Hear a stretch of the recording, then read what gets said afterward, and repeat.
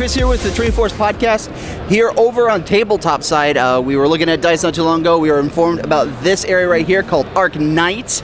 And honestly, this stuff's amazing. I'm going to let Philip take it away because I love these maps. You tell me about all of the maps.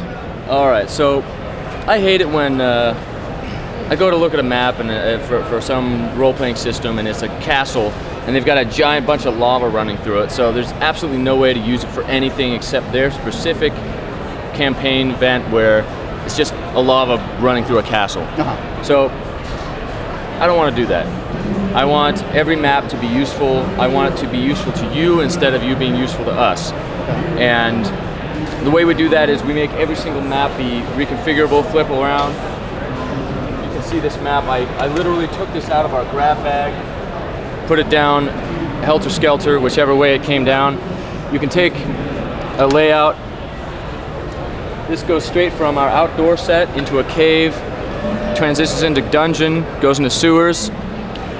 Take this, flip it around to a different layout, go here, got a bear cave.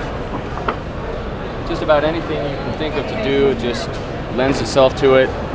Turn this that way, go out there, come here, go that way, come out into a river, onto a bridge, and that's the basic philosophy of maps. Flip it around, turn it over.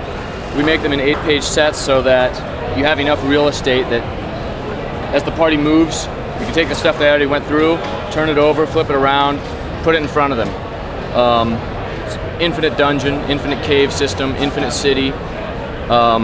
Next thing we do is we have these this clear plastic where we print in a layered fashion where we have a front and a back on them.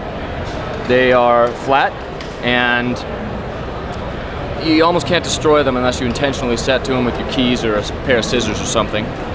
And we sell those in $30 packs of 62 miniatures. That's about 50 cents a miniature, and it's basically unbeatable. So what you're telling me is all these 2D textures and stuff that can add a lot of depth to your campaign? Oh, absolutely. The purpose is to add atmosphere, create a sense of depth to what you're doing, more so than a white piece of grid paper. You know, it's totally great to imagine what's going on, but a little bit of imaginary aid certainly helps put you there. Things that jar you out of it, you know, when you have a piece of paper or a dime or a quarter acting as a monster, it isn't as immersive. It doesn't give you the same atmosphere, you know? Right, no, I totally understand. The cohesion here is, it's amazing because like you just turn around and say, hey, this is the dungeon, here's the instance, here's this. Yeah. Look at this is a dragon.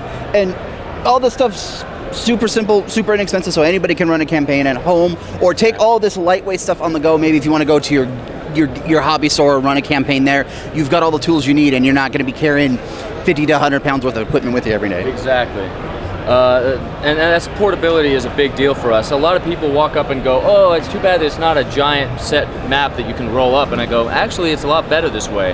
One, you can reconfigure it. That's obviously nice. But it actually breaks down to be a lot smaller than the roll-up mats. And you can stick it in your backpack. You can buy a folder that fits these. These are 11/17 inch pieces of paper.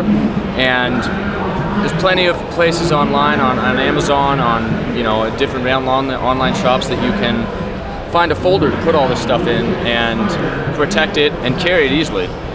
And the same is true of the minis.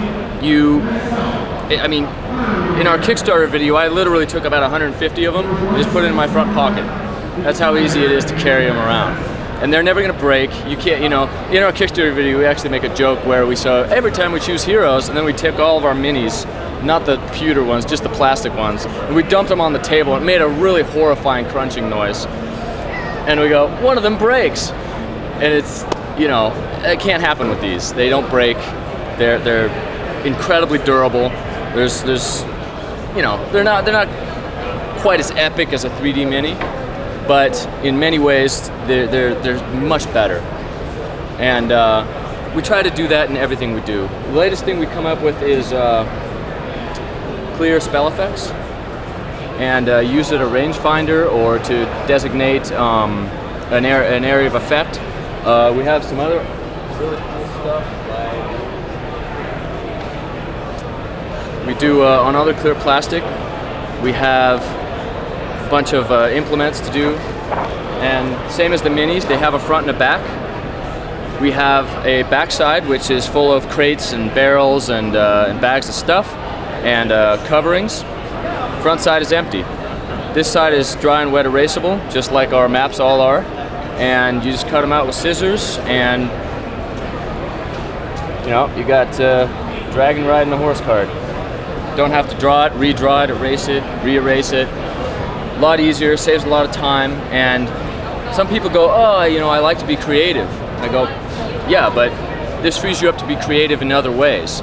Instead of having all your creativity go into making a map layout, your creativity can go into a better story, having more characters, having more dialogue, less counting, and instead of your epic 3D miniature heroes fighting coins and dice, they can and protecting pieces of lint, they can be fighting actual zombies and actual wolves and actual bears, and protecting actual pregnant women and actual children in a much more immersive environment. And that's the idea. Now, exactly where can I find you so I can make purchases for all of this stuff? We have a lot of things on Kickstarter. We leave our backer kits open for a long time so everyone can get those deals. The ones that are closed, you can get us online on arknight.com, and it's a mess at the moment, but we'll have it back up and running. And email us or message us on Facebook or on Twitter, anywhere you can find us, and we will figure out a way to sell you something. You heard it here, guys. Go see Arc Knight. Add some depth to your gameplay. Thank you.